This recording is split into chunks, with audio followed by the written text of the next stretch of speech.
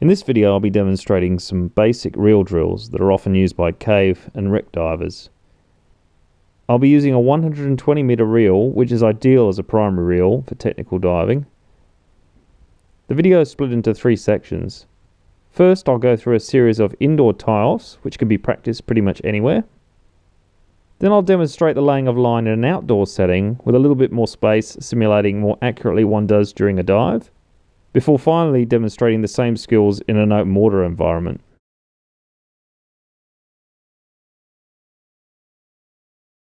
The first wrap you probably ever learned isn't really considered a wrap at all in the cave diving community. You just take it around the object without locking it off and continue, but it'll probably slip, so I've only included it as a comparison here to the other wraps.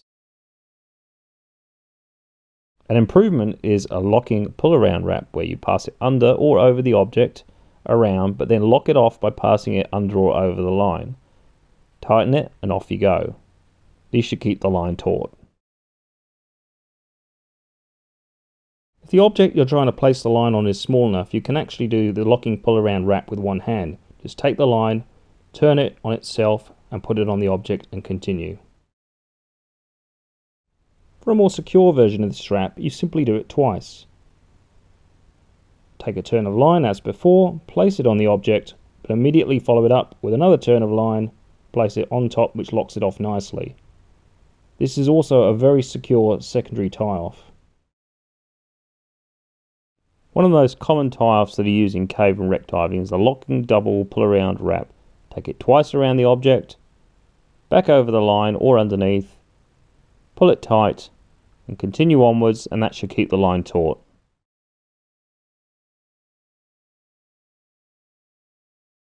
The over-under wrap is exactly the same wrap but applied a different way. You go twice around the object and then go back to the line coming into the tie-off and put it back over the top.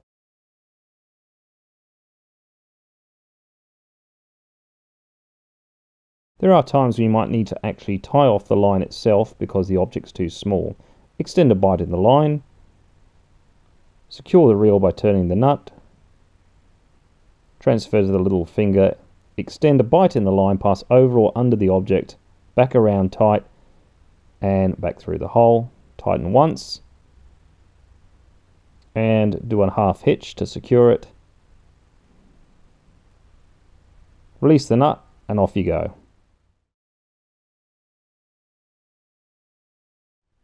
If you want to do a tie-off you can get off easily, there is a quick release version, but I'm not a real fan of it.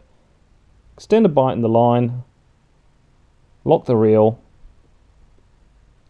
pass the reel to the other hand, extend the bight, pass it over or under the object, back around and create another bight, and it's the bight that you take through the hole this time. Pull it tight, keeping some tension on it. You have to put some tension on the line to the reel, then release the nut under tension and off you go.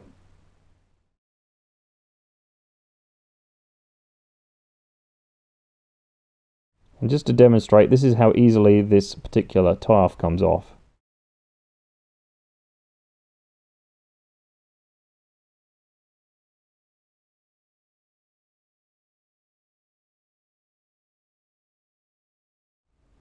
One of the important rules in cave diving is to run a continuous, unbroken line to the surface.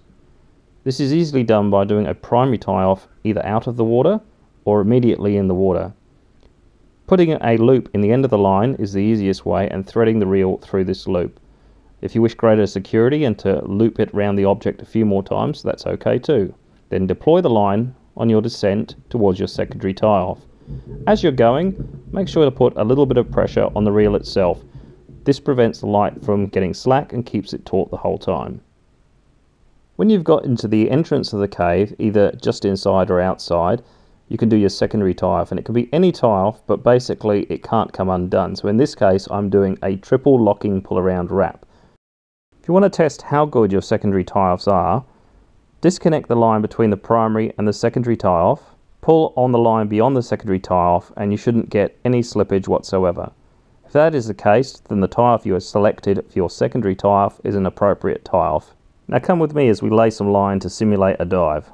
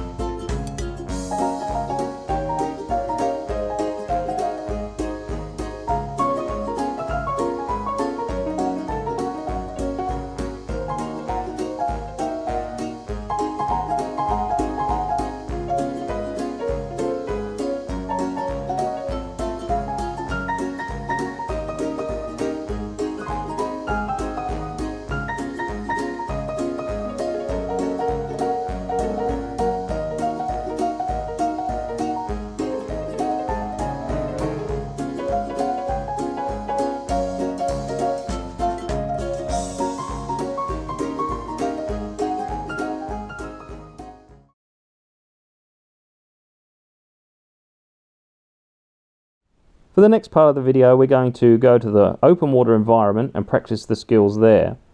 Now this is with caves and wrecks in mind, but for this demonstration we'll do it in the ocean.